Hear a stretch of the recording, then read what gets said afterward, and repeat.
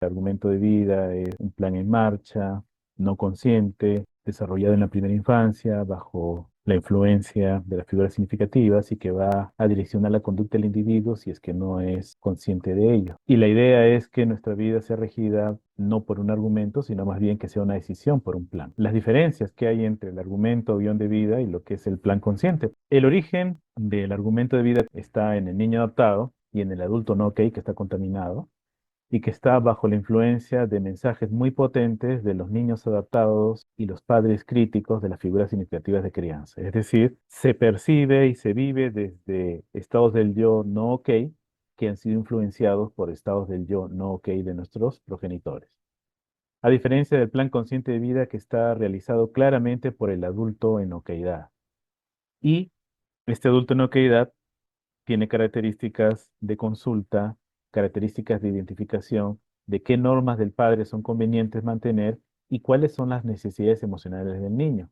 De manera práctica podríamos decir que es el adulto integrado el que dirige el plan de vida. En cuanto a la racionalidad, hemos visto que el argumento de vida es irracional, pues, ¿no? No tiene la capacidad el niño o la niña de utilizar estas herramientas abstractas. Es mágico, fantasioso, predeterminado, animista, a diferencia del plan de vida, que es racional en función de lo que conviene en la realidad, aquí y ahora, y sobre todo ético. No permite ejercer un daño a otras personas ni una invitación al malestar. Tiene muy en cuenta la justicia al momento de actuar. Si puede ayudar sin sobreproteger, lo hará y se hace respetar y establece los límites necesarios para obtener la autonomía que necesita. En cuanto a la flexibilidad o adaptabilidad, el argumento de vida es rígido y predeterminado. Como todo programa, necesita que sea específico, constante y sin variables, para que sea consistente y confiable de acuerdo a la restricción que plantea.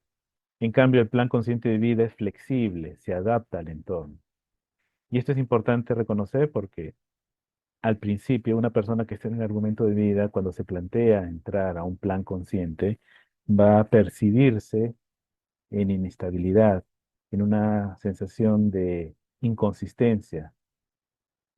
Como hemos visto en las funciones del argumento de vida, el argumento da comprensión, da seguridad, protección, aunque genere conductas que son en el lado no ok, da esa sensación de estabilidad.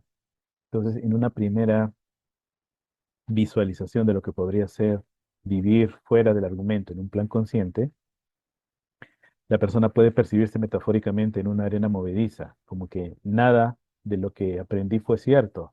Entonces no hay puntos de referencia y eso puede generar angustia. Por eso es importante la protección del terapeuta o la persona que está facilitando el cambio para que active su adulto en función de la realidad y comience a hacer cosas que sean convenientes, protegiendo las emocionalidades de su niño y respetando normatividad de su estado padre, ¿no? La que sea conveniente.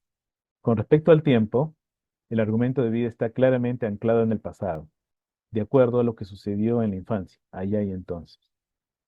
El plan consciente de vida está permanentemente mirando hacia el presente, aquí y ahora, y planifica el futuro aquí y ahora de manera realista.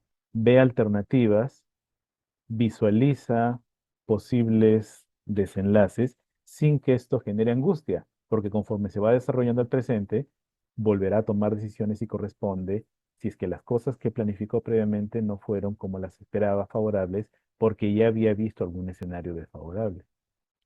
Si estamos en una etapa de la vida en la cual los hijos ya son adolescentes, probablemente los siguientes 6 o 7 años se independizarán.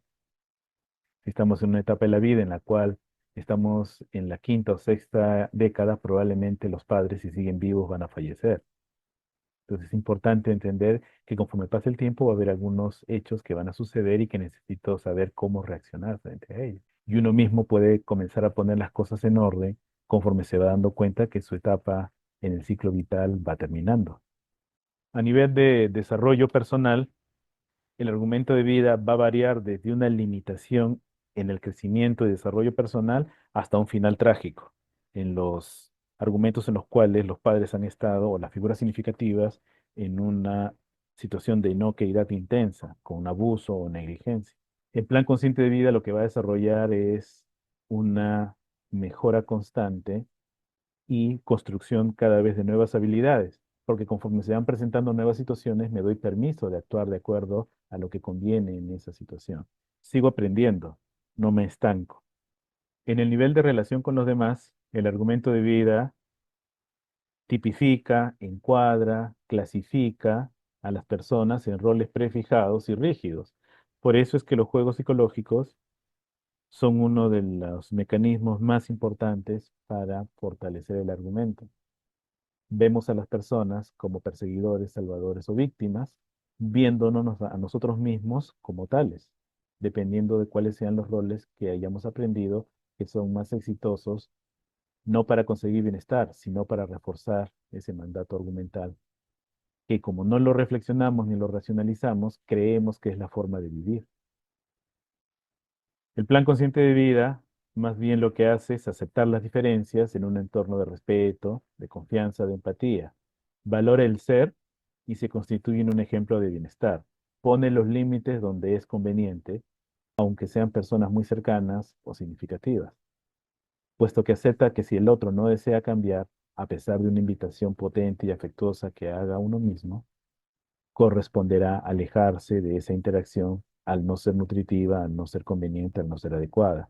Con respecto a cómo se aborda del punto de vista terapéutico, del punto de vista clínico, el argumento de vida implica iniciar con el análisis de qué problemas del presente están relacionados, asociados o son resultado de experiencias en la infancia.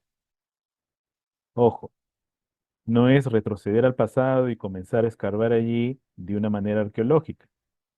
Es qué cosas que suceden ahora en el presente están relacionados con el aprendizaje. Porque el punto de vista clínico implica que la persona se dé cuenta cómo es que está este programa activo. Pueden haber muchas cosas que pasaron en la infancia que no tengan una representación importante en el presente. En el plan consciente de vida, el abordaje es en el presente, puesto que la persona está aquí y ahora organizando su vida como conviene, representa un análisis de cómo lo está afrontando y qué proyecciones tiene el futuro para mantener o mejorar inclusive esa situación. El abordaje del plan consciente implica que si hay un error, si hubo una equivocación, si hubo algo que no salió bien, si hubo una consecuencia desfavorable, hacerse responsable, resarcir las consecuencias desfavorables si es que es necesario y seguir adelante. El plan de vida implica que no somos personas que vamos a ser estigmatizados o vamos a llevar una marca de por vida por algo que hagamos. Implica que lo que hacemos en cada momento es lo que va a definir la experiencia y lo que va a determinar qué tan en bienestar podemos estar. Y finalmente, para la intervención, en el argumento de vida lo que se busca es develar primero, evidenciar las consecuencias negativas y resolver cambiar ese programa interno desfavorable para reemplazarlas por experiencias de bienestar, que la persona perciba por sí misma, no por una explicación del terapeuta, sino más bien por su reflexión de que lo que he aprendido no me conviene y que lo que puedo hacer tiene muchas más ventajas que ello. Y que eso se demuestra en la propia sesión, siendo el terapeuta, el facilitador, una persona que utiliza un padre nutritivo ok, un niño libre ok.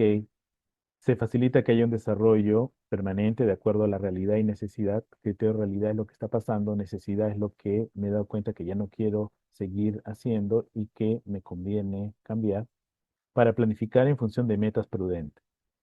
El plan consciente, al estar desde la posición existencial ok, ok, realista, plantea que voy a seguir cometiendo errores. No es posible ser perfecto. Por lo tanto, parte del proceso es identificar esos errores, facilitar el cambio para poder obtener estrategias de afronte y minimizarlo. De tal manera que los errores que cometa la persona, en primer lugar, no perjudiquen de manera importante ni a sí mismo ni a otros y que haya evaluado posibles acciones frente a la situación que se cometa y reforzarse de una manera intensa cuando haya una situación favorable, una consecuencia favorable. Autocaricias potentes, pedir las caricias que se necesita de otras personas, recibirlas cuando no las dan y por supuesto darlas también cuando conviene. Rechazar las caricias negativas que no se merecen. De tal manera de que el plan consciente de vida se evaluará en sesiones de crecimiento personal o de seguimiento a una terapia que ya resolvió problemas principales. El argumento de vida se verá en intervenciones de psicoterapia específica por problemas específicos que aún no se han resuelto y que buscan cambiar esa estructura del programa interno que aún termina gobernando las acciones de la persona.